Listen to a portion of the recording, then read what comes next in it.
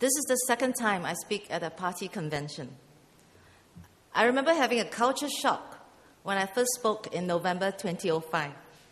I had never seen so many people gathered in one place, all donned in white, shouting Majulah Singapura, Majulah PAP, addressing each other as comrades.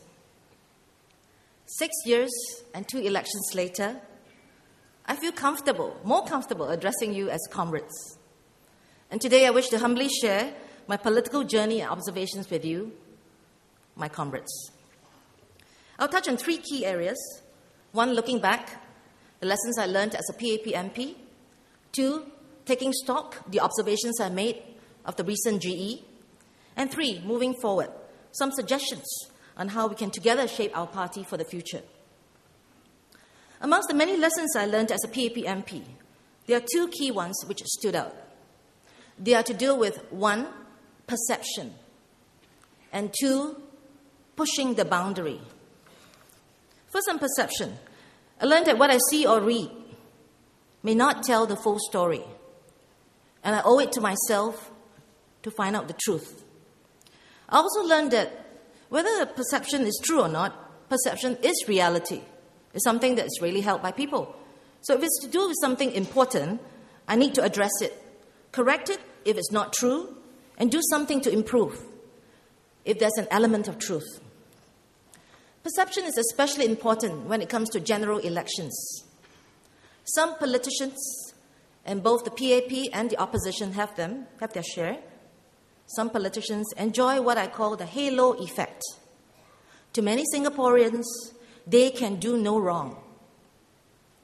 Other politicians, example Ms. Ting Pei Ling, is not as fortunate. I'm not here to defend Pei Ling. I don't know her that well. I only have a few personal encounters with her. But I saw how she respects and treats her elderly parents behind the scene. I also heard from comrades like Satwan Singh, who had the opportunity to work with her more and have positive things to say about her. Now, my point about Pei Ling is related to the first lesson I learned in politics, which is to pay attention to the perception syndrome, to learn to gather more data points before I assume that perceptions are truths, and to respond to perceptions appropriately so that I can be better guided and become more effective in my decisions and my judgments. Comrades, I encourage you to do the same. Another lesson I learned in politics is to do with taking the courage to push the boundary wherever I am placed in the wherever I'm placed in the party's pecking order, top, bottom, or in between. I learned that it pays to take the time to build the arguments for the causes we believe in and take the courage to address them, even if we are not ministers or CEC members. I found that there are good people in the PAP and in the public sector who are willing to look objectively at issues and change precedent practices to do the right thing. This happened in Kampong Glam, where I served, and where many legacy problems arise because of the negative aspects of living in the city. Several firsts were achieved, resulting in a better quality of life for the residents. We're not perfect yet, but some of the things we've done really tried very hard to achieve. The traffic congestion, for example, at Bencoolen Link, which serves some of Singapore's biggest Buddhist and Hindu temples, has been congested for more than 20 years.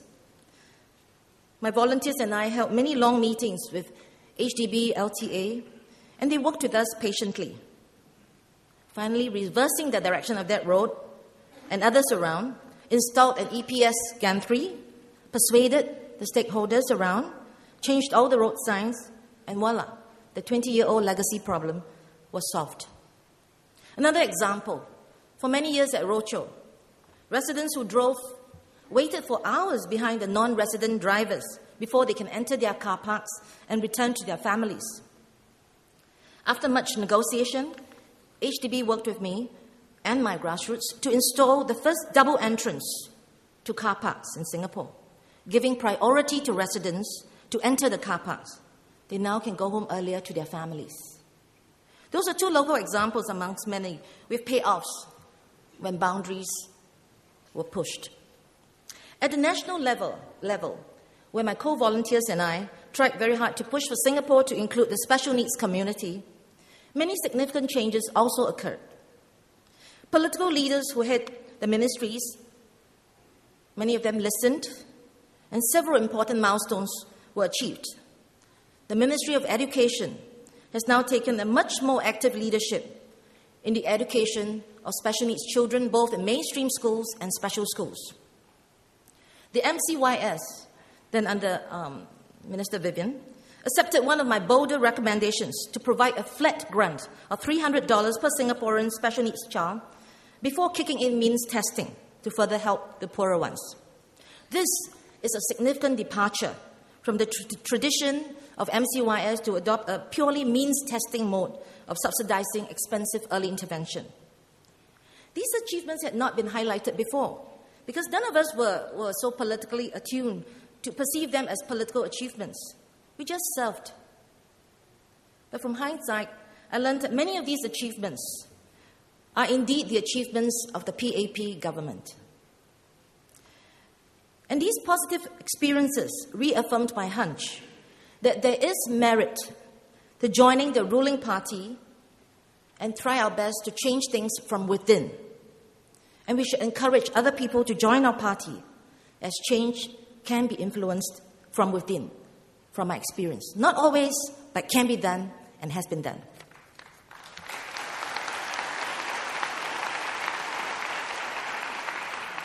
I learned from my political journey that if I truly care, I must be willing to do the homework and the hard work to push the boundary. It does not matter where I am in party hierarchy. Comrades, I encourage you to do the same.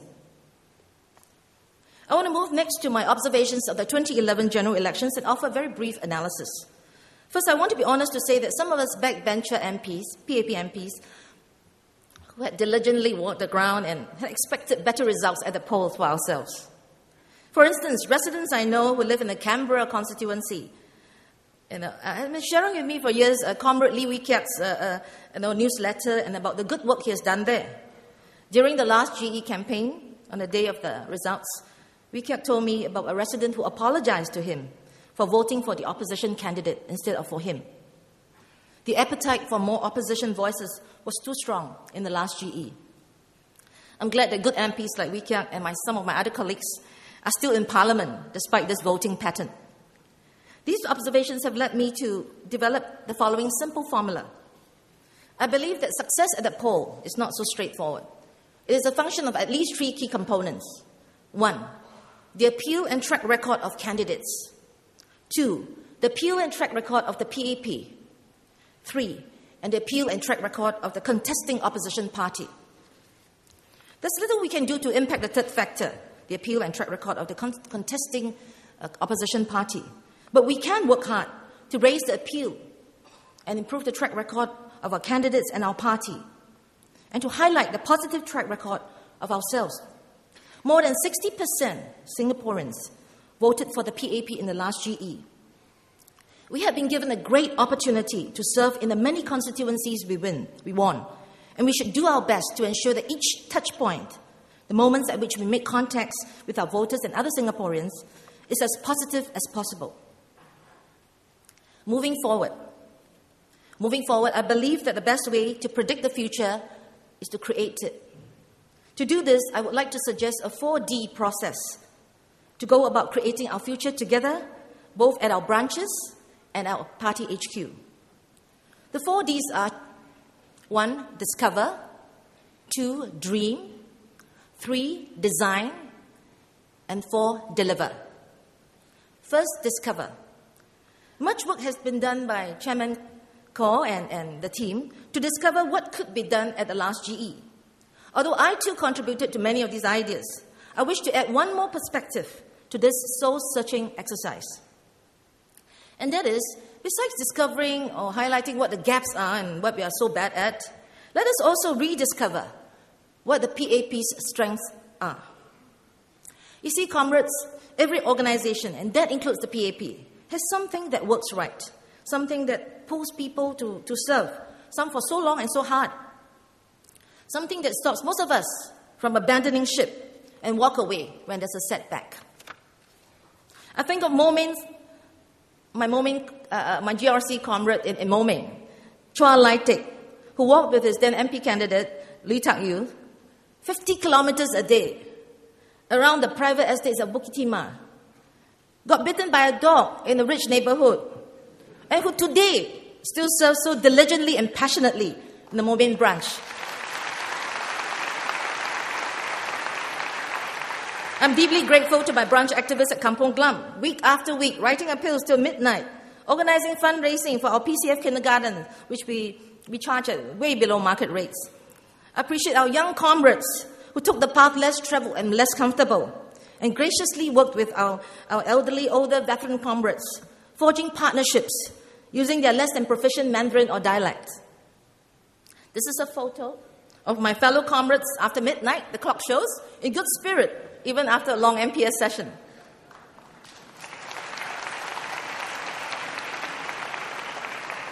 They say the activist is not the person who says the river is dirty, but the activist is the one who joins in cleaning the river.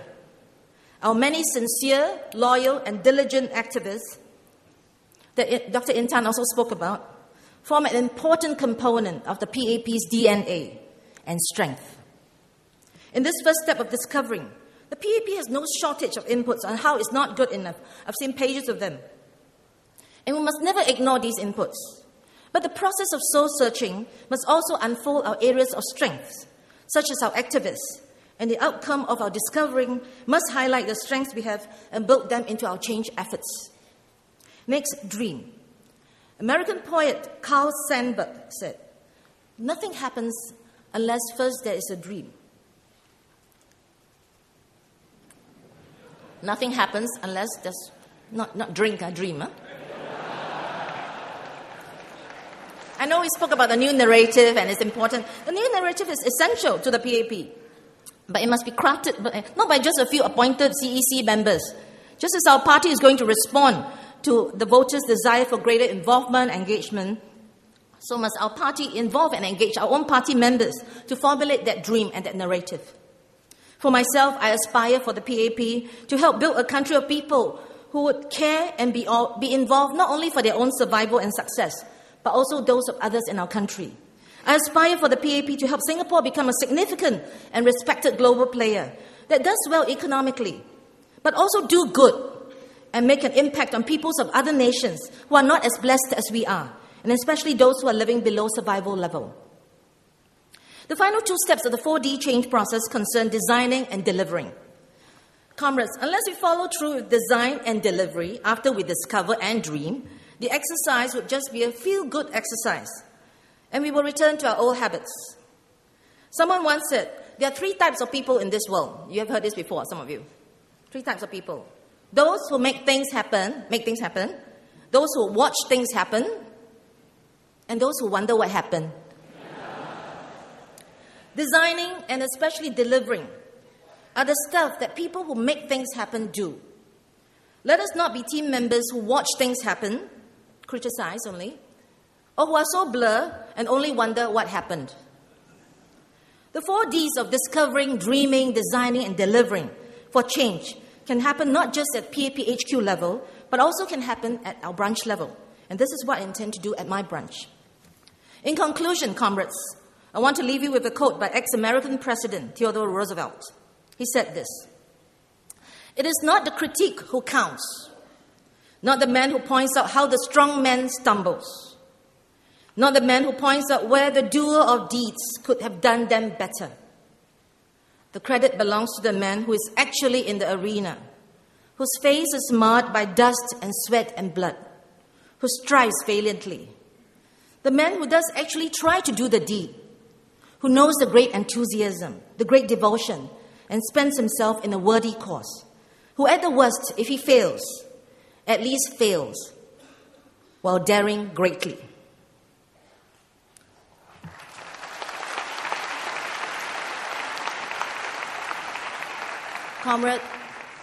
Comrades, credit goes to those of us who stayed on to fight, who did not abandon ship, who actually do the deed, and those who walk the extra mile even when the person we're trying to help curses us. Singapore would not be the success it is today if PAP stalwarts like Mr. Lee Kuan Yew and Mr. S. Rajaratnam were content to just criticize the ruling government of the day. Comrades, at least 60% of Singaporeans voted for us. Let us not disappoint them. Let us serve in dignity.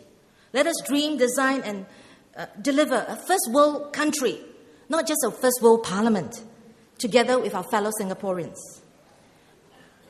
May we all find delight in both days of disappointments and victory as we build a first world country for and with Singaporeans, whether they voted for us or not. Majulah, Singapura, Majulah PAP. Thank you.